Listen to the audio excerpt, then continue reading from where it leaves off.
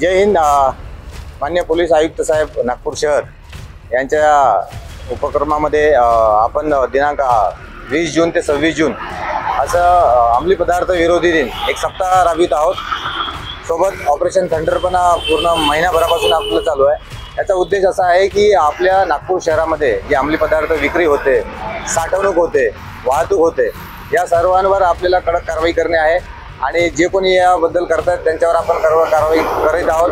तसेच लोकांमध्ये जनजागृती झाली पाहिजे, या संदर्भाने याचा विरोध केला पाहिजे आणि जे काही असेल ते पोलिसांनी माहिती दिली पाहिजे। या संदर्भाने आज पोलीस स्टेशन कपिलनगरच्या वतीने आपण बाईक रॅलीचे आयोजन केले आहे। या बाईक रॅलीमध्ये आमच्या कपिलनगरच्या हद्दीतले सामाजिक कार्यकर्ते पण आहेत, काही स्वयंसेवक पण आहेत आणि आमचा पोलीस स्टाफ आहे।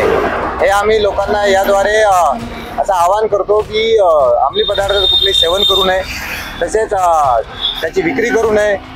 यामध्ये गांजा आहे, MD आहे आणि इतर जे घातक जे आरोग्याला घातक आहे त्या कुठल्याही पदार्थाची नशा करू नये आणि यासाठी काही माहिती असेल तर तात्काळ पोलीस स्टेशनला द्यावी, जेणेकरून आम्ही अजून प्रभावीपणे यावर ठोस कारवाई करू। सर्वांना नमस्कार, मी कमलेश चकोले, सामाजिक कार्यकर्ता।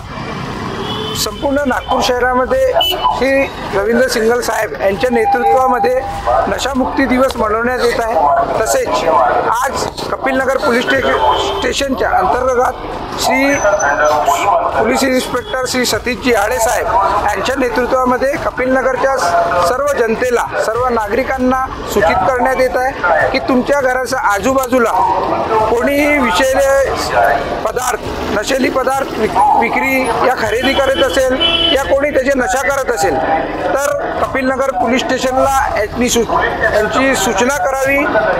तसेच माननीय श्री कपिलनगर पोलीस स्टेशनचे PI साहेब सतीशजी आडे साहेब यांच्या नेतृत्वामध्ये कपिलनगर ठाण्याच्या अंतर्गत जे पण काम होत आहे, जे पण सर्व व्यवस्थित आहे। पण ज्या नागरिकांना आता पण कळत असेल की कोणी नशा करत आहे, कोणी नशेली पदार्थ विकत आहे, कोणी घेत आहे, यांची सूचना ज्यांना पण असेल त्यांनी कपिलनगर पोलीस स्टेशनला याची सूचना करावी, त्यांच्यावर कडक कारवाई करण्यात येईल असं बोलून मी आपलं